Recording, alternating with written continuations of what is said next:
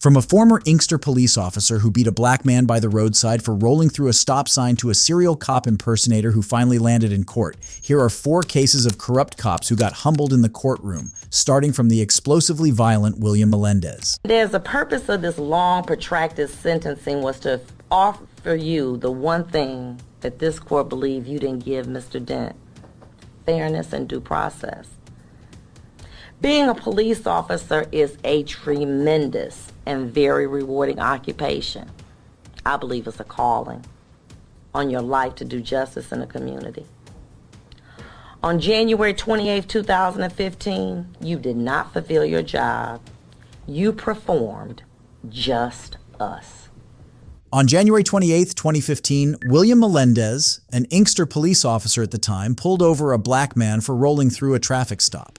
Rather than end the interaction with a ticket, Melendez resorted to a violent display of aggression in which he beat up the man, Floyd Dent, by the roadside. For this, he was charged with assault and taken to court where Judge Vonda Evans presided over his case. That began with a police stop. The purpose of it was to harass and degrade a motorist in Inkster. The man chosen for your game was Floyd Dent, a black man. The game went like this. Let's follow a car in a known drug area, and based on your years of training experience, you knew that the motorist would likely be a black person, no license, armed with a gun or drugs in a vehicle. Upon stopping Mr. Dent, you knew, and upon stopping Mr. Dent, who was dead wrong for driving with no license or license suspended, running stop signs, and weaving in and out of the back street, which the court saw on the video. You and your sidekick, auxiliary police officer Zelenowski, caught your prey. Upon being stopped, Mr. Dent put his hands out of the driver's window in plain view. Your partner and you pulled him out. When he didn't move fast enough for you, you refer to it as resisting. I call it bowing down to your command. You utilize your dirty, hairy tactics and use excessive force to arrest him. Your job was twofold: investigate the situation, be a positive example to Officer Zelenowski. When your posse arrived, they joined you in the takedown, kicking and tasing and ultimately throwing Mr. Dent into a windshield of a police car with a dash cam, which I refer to as the eye of justice. You were so into your bravado that you forgot the eye of justice was watching you and recording this disgusting beating, seeing Mr. Dent slammed into the window shield with blood running down his face. The dash cam that was designed to protect you ended up being what convicted you. Fist busting after taking him down as a sign of bravery was just another cowardly act caught by the eye of justice. After weighing the allegations in this particular matter and looking at all the circumstances, including what you've done and who the person I really believe that you are, I'm going to commit you to the Michigan Department of Corrections as to count 1 for no less than 13 months, no more than 10 years. As to count 2, I'm going to give you 90 days credit for time served and close it out. The court is going to give you 85 days for credit. You have 42 days to appeal my decision. That concludes this matter. Thank you.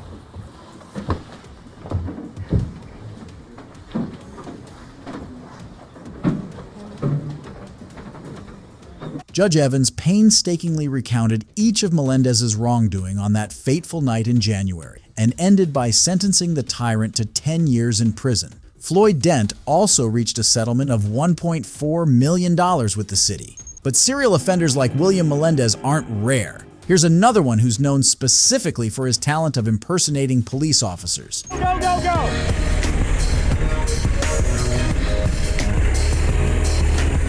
Go, go!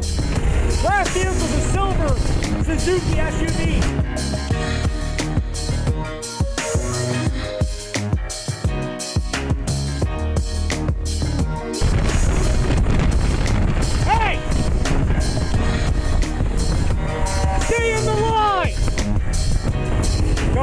Go, Brooklyn. Go, Brooklyn.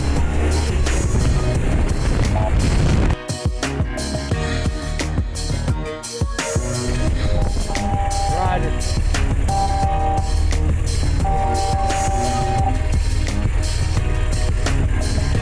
I can't hear you. Say again.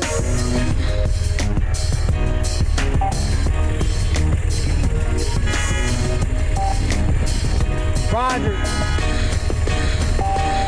Roger. Hey! That Silver Titan?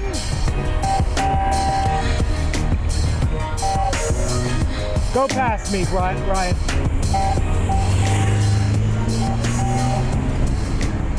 Sit tight. What's wrong, sir? What's wrong? I'm sorry? You guys law enforcement? Are you okay?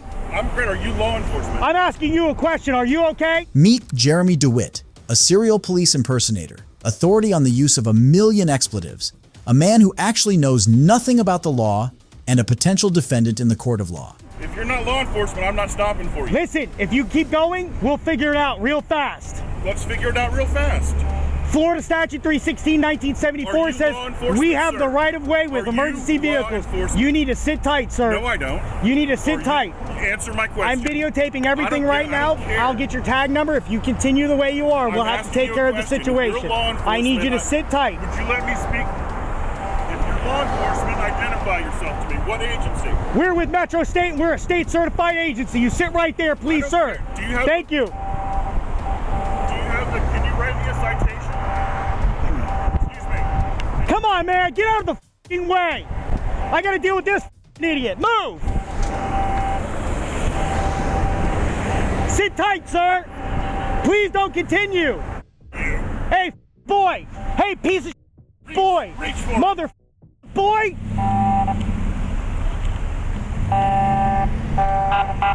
Go. Cars go. I got this. Let's go.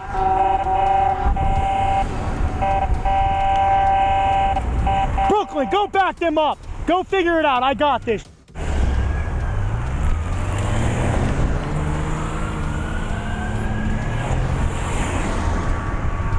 Go to the turning lane, recycle. The right side, I don't care.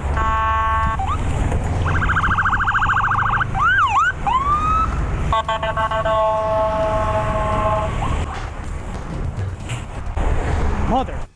Jeremy DeWitt was arrested after this case, but was soon released. However, he immediately went back to his antics, which earned him another arrest, a release on bond, and an impending trial that could force him to spend up to 5 years in jail. But if you think a cop, or a fake cop, has to be in the dock to be humbled at the courthouse, you have another thing coming. I'm from the sheriff's office. Do you have any other weapons on your person at this time that I need to know about? Or say? No, sir. No, I now? do in the car. Okay. What do you have in the automobile? A small pistol. Okay. Your vehicle is also part of this search. Okay. So I'm going to have to ask you, do you have the keys to your automobile? Yes, sir. I need the keys to your automobile right now. Okay. Let me pat you down, make sure you don't have any other weapon. Just for your safety and ours.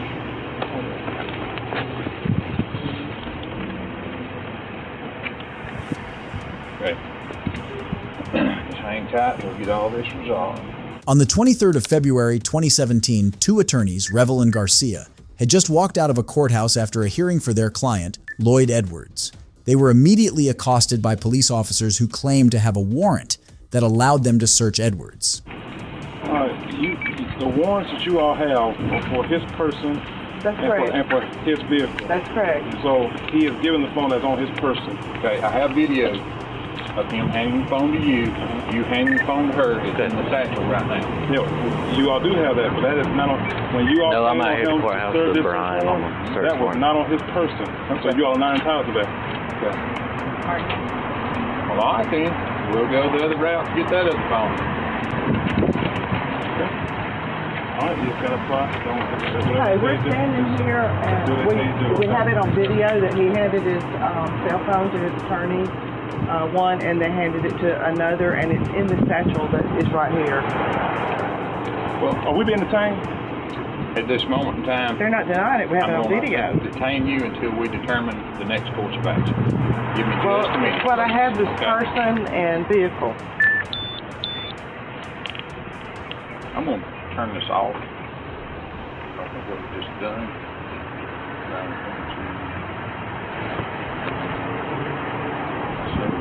Okay. Okay. We either need the phone out of the satchel, or we will have to detain you and get a search warrant to get the phone. Edwards' wife had accused him of abuse, claiming to the police that evidence could be found on his phones. However, the phones were no longer with Edwards but with the lawyers who refused to give them up. This led to the deputies charging them with obstruction of justice. So you're going to, well, okay.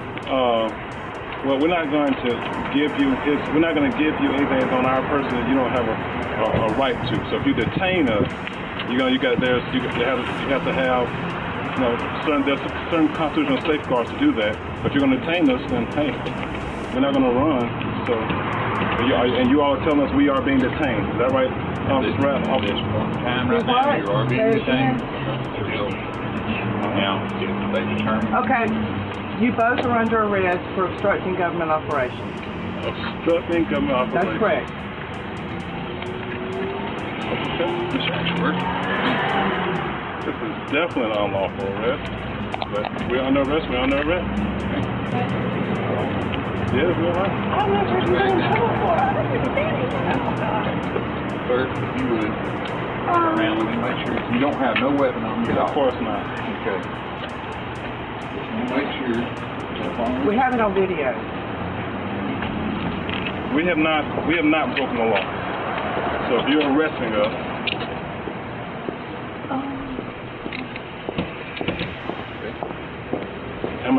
I'm being arrested for obstructing government operations. That's correct. Let me take out this right here. If you don't mind, put it in pocket. That way it'll be a lot. Real nice. Y'all want to arrest two lawyers for this charge? You sure you are Are you doing subject this? to the law? I am subject to the law. Under arrest. Okay. And this is, who are you? I'm Sue Ashworth. I'm here. Sue Ashworth. That's correct. And this is Brian Ratliff. And you're arresting us under her orders? Yes, sir. Okay. Deputy Ratliff, yes, I want to make sure that you know from our position was that this search warrant, this warrant was given to him after he gave us some things for us to use in his defense. And so we did not do anything to keep you all from doing you all's job. Now, if you all want to I'm out here this with satchel and go the through sheriff's and do it, office at the courthouse. we're not preventing you from Do the search warrant on the car and make I'm out here just From the moment he's entered the courthouse, he's been under surveillance. Yeah. Okay? For the reasons of this search warrant. Alright? I'm sitting here and watched you and him and her. 10 4 if you get about 10 or 15 minutes, I'll be ready. You looked up. Matter of fact, you did look up at the camera 2 or 3 times. He pulled the phone out and handed it to you. You handed it back to him. He was fooling with, I'm guessing, a I just want password. to keep it on the line. And after a short period of time, he handed it back to you. You handed it to her. She put it in here. Okay? That is evidence for this search warrant. And you agree with me that you all served this search warrant on him subsequent to that, after that, right? Yeah. After we left out the building. Yes. Apparently, the lawyers had something up their sleeves because they soon took legal action against the officers, reiterating their claims that the warrant was initiated after the phone was longer on Edwards. But this duo won't be the first to outsmart idiot cops. Kenneth Grants was another attorney who was able to do it finally.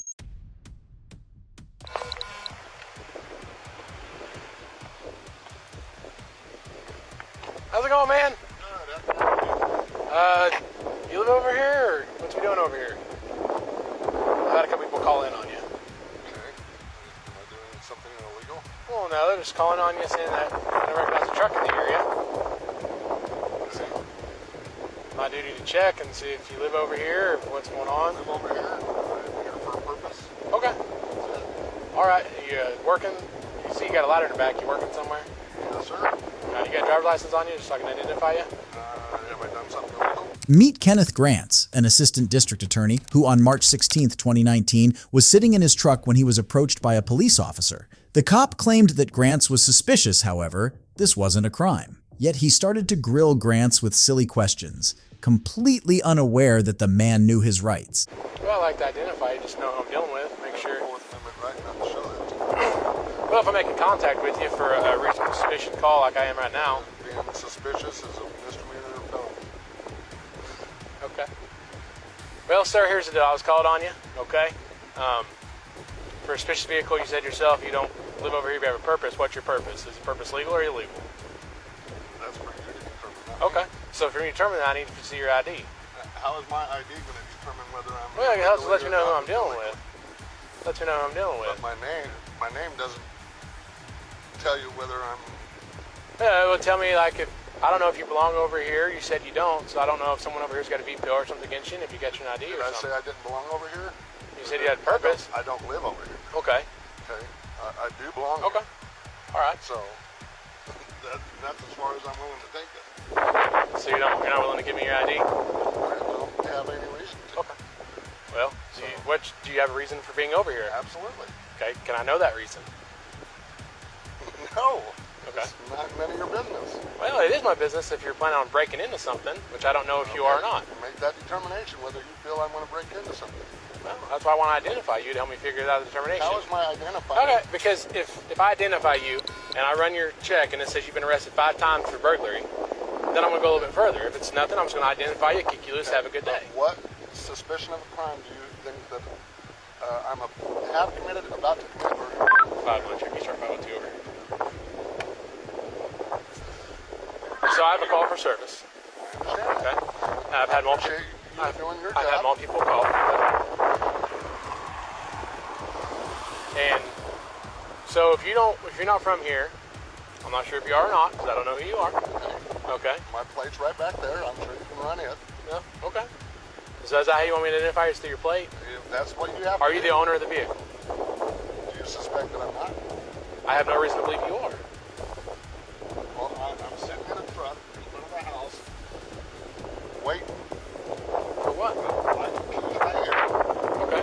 That's none of your business. It is my business. No, it's not. Why is it your business? Because I want to make sure you're not going to break into any of these houses or anything like that. Do I look like I don't know. You have a ladder. That's what you have. You have a ladder. What could you use a ladder for? Does that ladder in the back of your truck make it, or is that illegal? Well, no, but if you've been arrested multiple times for burglary, it could be.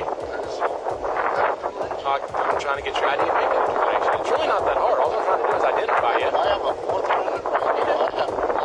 But you also have the right. I also. You have the right to ask me. If I'm conducting an investigation, which I'm currently doing, and you don't comply, it's obstruction, correct? Am I being detained? I'm asking you a question first before I answer that. Okay. Until I know whether or not I'm being detained. You are not free to leave at this time. Okay, then I'm being detained. I won't answer any questions until I deactivate my lights until you're free to go, you're detained. It's like a traffic stop. Okay? So, do you have an ID on you? Do you have an ID on you? I don't answer questions. Do you have an ID on you? Do you have a date of birth then? Because I have to run it with a name and date of birth. I'm not going to answer that question. So you're telling me how I should do my job, yet you're not allowing me to do my job. I'm standing up for my rights. And I understand that, like I said. I haven't done but anything wrong. I'm doing my job, Okay, conducting an investigation. I haven't committed a crime. I'm sitting here in front of a house, which is perfectly legal.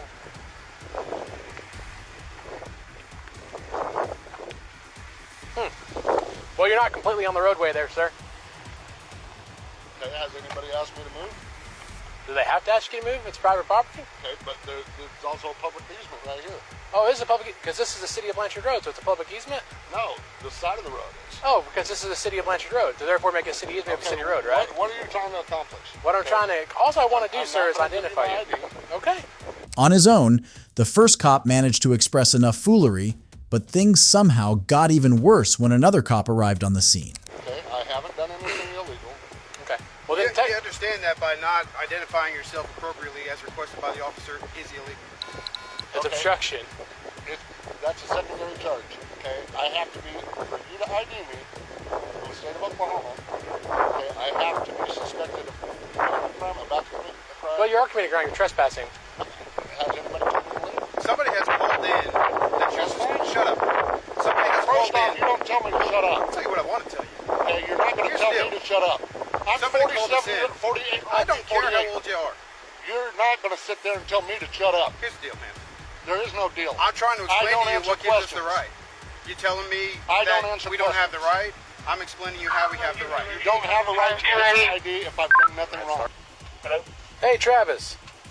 Hey, what's up, man? Nothing. Sorry to bother you. I got a random question for you, though. I'm dealing with something right now. Yeah.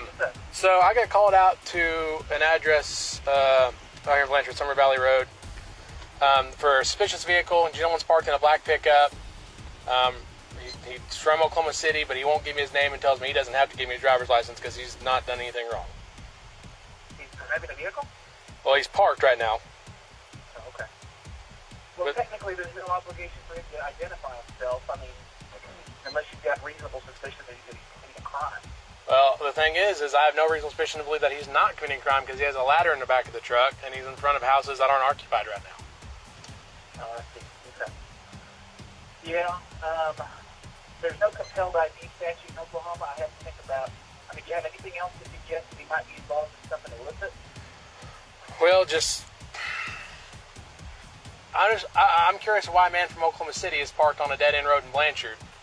And, he has no... I ask him if he lives here, and he says, I don't answer questions. Okay. Yeah, so... He asked if he was free to leave, and I said, not at this time. I have my emergency equipment activated, and I'm trying to investigate. Well, I'll tell you what. If you're going to drive away, absolutely, you can make enough. He's driving an he's operating a motor vehicle, but you don't have a traffic violation at that point. Well, I follow him out of town until I get one.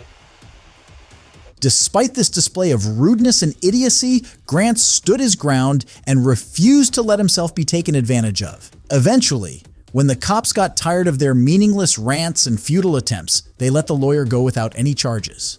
If you enjoyed this video, let me know in the comment section and don't forget to subscribe. Goodbye.